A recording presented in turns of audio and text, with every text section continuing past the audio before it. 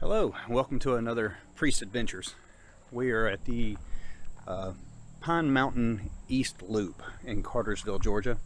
It is a 3.1 mile moderately challenged,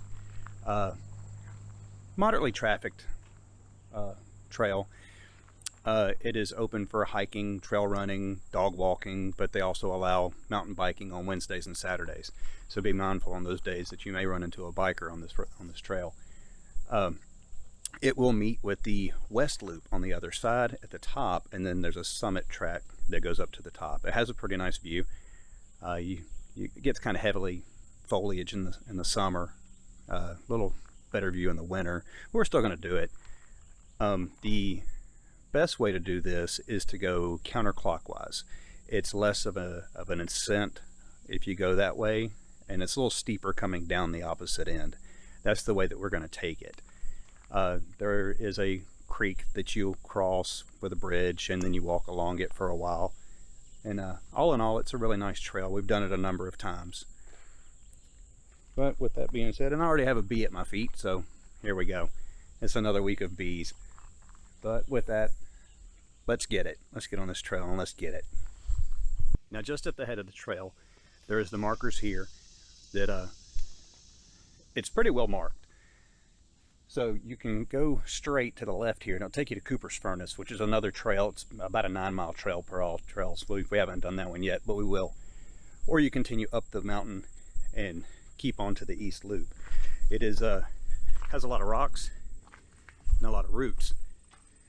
This side of the trail does, like I said before, it allows mountain bikes. The west side does not. The west side has a much larger parking lot than this. This is just off the Highway 20 spur in Cartersville. It's a very small gravel lot. But not a lot of people do it. And that's one of the reasons why we like it. And I'm already winded. Because you don't see a lot of people. And then they have the signage for like the trees, shortleaf pine, the oaks, and all that stuff. So it's like a nature trail also. But once we get to the split, I'll show you that. And if we see anything interesting along the way, we'll turn the camera on. Okay, we're probably a tenth of the way in, tenth of a mile in, and this is the split. It's very well marked. There's also an emergency call box if you have any issues.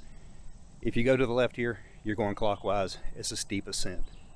If you stay straight, you're going counter, and we're going down, walking the creek, crossing the bridge, and then it's a slow kind of switch back and forth up to the top. So we're going to keep on going this way, and we'll see where we end up. Now, the east side loop is marked by the yellow blazes. West side is a different color. There's a couple of different blazes on this.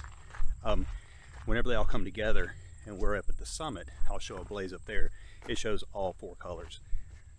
It's where everything comes together. And it's not too hot this morning. So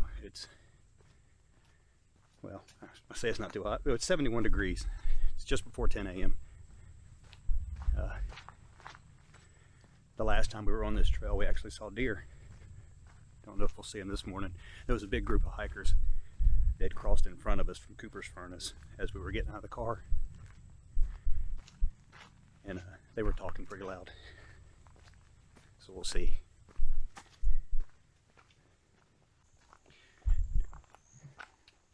Now you got a little valley that we're kind of walking next to here.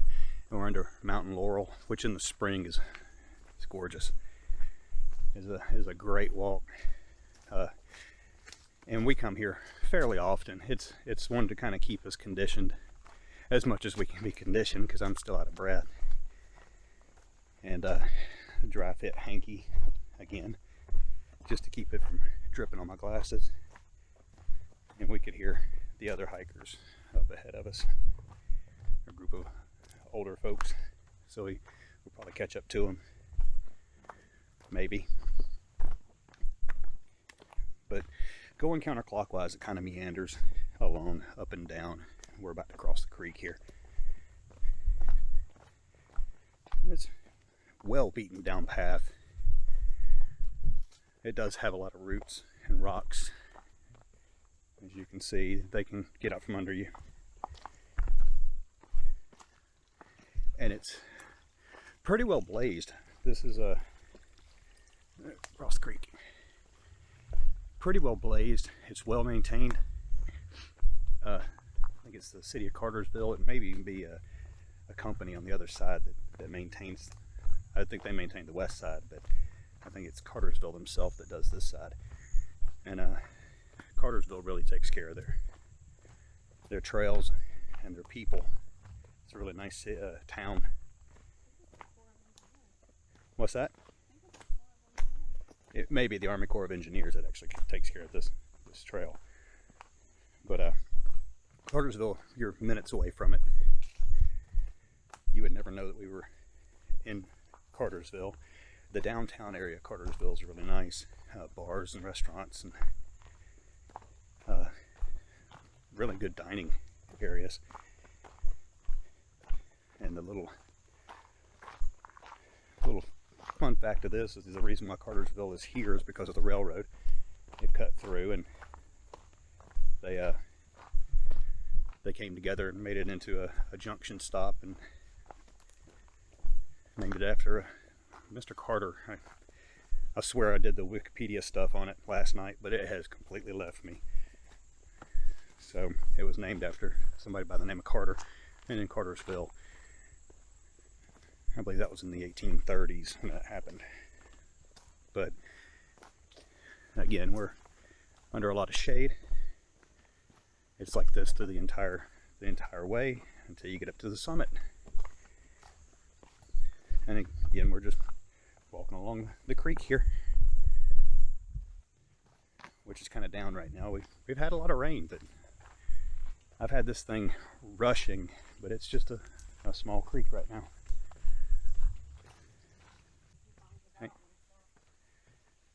Now, this is one of the bridges that you crossing the creek. Like I said, they do it well maintained. I mean, it's another bridge here, and then you're just up and down. But if you do it clockwise, you're going up. It helps to have a trekking pole whenever you're going up that one. It's fairly steep, fairly rocky. You probably need one whenever you're going down at the same time. We just didn't bring any because I'm holding a camera, so I have no reason to hold a trekking pole too. I can hold on to trees.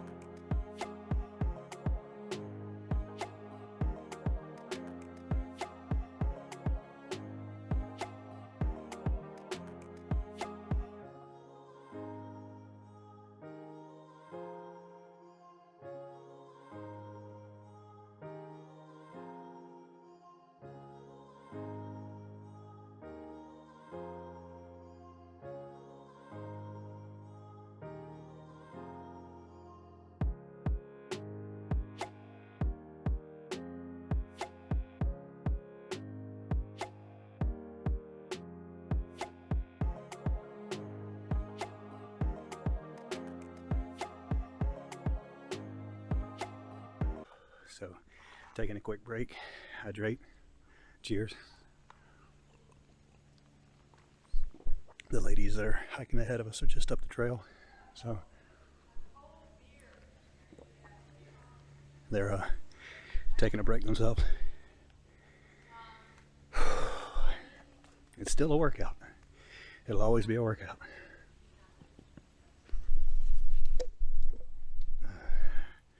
My wife's still looking around her feet for bees. PTSD badly, but she still hurts from it. Yeah, I ended up having to go to urgent care, get a steroid shot and some cream to be able to get it to go down. So apparently a little more allergic to it than used to be. We're going to finish up some water and then we're going to get on the trail again. Okay, we just passed the group that was in front of us. We can hear another group ahead of us. So, keeping it going. I gotta say, this is the most people I've seen on this trail ever. I mean, the west side is really crowded. This one, you're usually by yourself. Yeah, it's all one big group. They're just separated out between them. And we're still ascending. It's longer ascension on this side, but not as steep. So if you want to work out, go clockwise. It's shorter, steeper, but coming down is kind of easy. Okay, we're at the top of the east loop right here. To go continue the east loop back, we're going to go down that way, but we're going to go up to the summit first. So we'll catch you at the summit, or at least the approach to the summit. And the summit's actually called the David C. Archer Overlook. I don't really know the history of it, but unless Archer is the person that found it, because it used to have a geological medallion stamped into the rock. At some time in the last dozen times we've been up here, I think somebody's pried it out of the rock, so that sucks. But we'll get back to you as soon as we hit the approach. Now we're coming up to the summit trail off of the west loop, and this is where it gets really crowded. So this is where it gets awkward filming. But we're going to turn left and go up to the summit, and I'll catch you at the top. There's a signage right there. Tells you where to go. Now the summit trail isn't very long, but it is blazed right here. If you can see it, like teal, red, yellow, and white. We're almost at the top. Usually by this time, you're kind of over it. So I'll get a view from the top.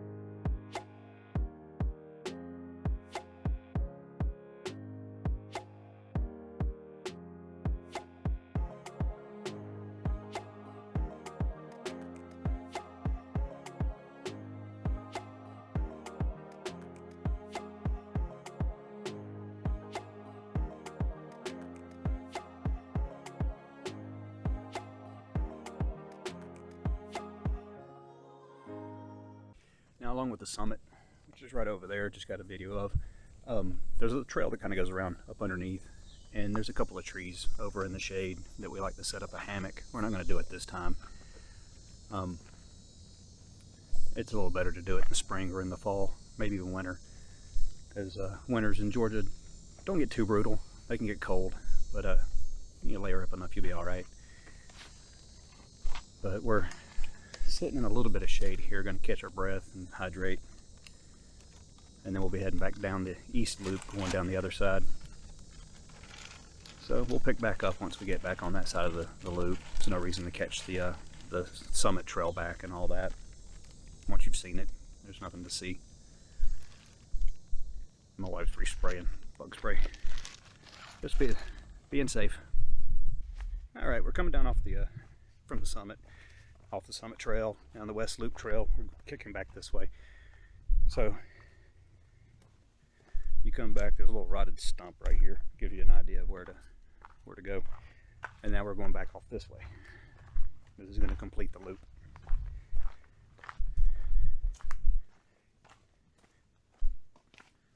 And it was a nice little break at the top. It was just enough time to kind of get cooled off a little bit, get some water in us before we get started back on this. We're not ones to sit around for too long, maybe have a snack or something like that, but we don't stay for too long. We'd like to get it and go. Get on back to the car. Now coming down the east loop, it's yellow going up, yellow blazed, but going down, it's white. I don't know why they did that. I don't know why they didn't just make it yellow. It's the same way on the other side. It's one color going up and another color going down. To me, it would be less confusing if it was just all yellow, unless people get confused and think they're going back up whenever they're heading downhill. I don't know, but for some reason they did yellow on one side, white on the other. But that's why the summit has 4 colors. So be mindful as you're going, up or down, that the opposite way is a different color. You're not on the wrong trail. There is no paper paper maps on this, so use the ALLTRAILS or whatever app you use.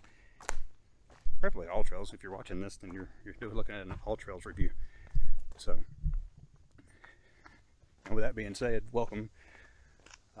Like, share, and subscribe if this is your thing. If this is what you like, what you're interested in. Comment on any trails that may be in your area that you want to do a review on. What you're interested in. It never hurt. I'm learning this whole endeavor. I've got a few videos under my belt now, and hopefully they're all posted up this time. But yeah, if you enjoy this, definitely like, share, and subscribe. You can watch me look at my feet the whole time we're walking. And we're coming up to where the split comes back. Hello again. And there is the emergency box. Yep. So quick little trek down and we'll be back to the car. Okay, we just got done with the Pine Mountain summit via the East Trail Loop, or East Loop Trail. It says it was 3.1 miles, and we did it in 2.8. So they were a little bit off, a little bit short, which is fine. I'd rather it be a little bit short than a bunch over. Couple of reviews for it. The 5-star review was a month ago by Justin Dieter. It says very steep, stopped a few times for a breath, but what an amazing hike. Again, like I said earlier, if you do it clockwise, it is very steep going up. There's not a lot of switchbacks. You're constantly going just straight up the mountain. Do it counterclockwise. It's longer. It's 1.7 miles to get to the summit, as per mine, to get to the summit going counterclockwise. But the way back is all downhill, and it's 1.1 mile. So it's a lot better doing it counterclockwise if you're just going to enjoy the hike, not looking for the strenuous. The worst review that I could find on it was a 3-star from 10 months ago. It was a lot of incline, very hot trail in the sun mostly. It was beautiful and peaceful for the most part. Couple of streams, but pretty dry otherwise. Yeah, I mean, they did it 10 months ago. It was probably hot at that time too. And again, just follow the the reviews of it. Do it counterclockwise. You're going to be fine. My take on it, for a hike, I give it 5. I give it right at dead center moderate. You can do it with a trekking pole. You can go without a trekking pole if you want to. It's not too much. You are going to sweat. You are going to run out of breath. You're going to get a good workout in. But the summit at the top, it's a nice view. You can see a lot of factories, a lot of warehouses, but still, it's a nice view. It's got a good shady spot to sit down, have a snack.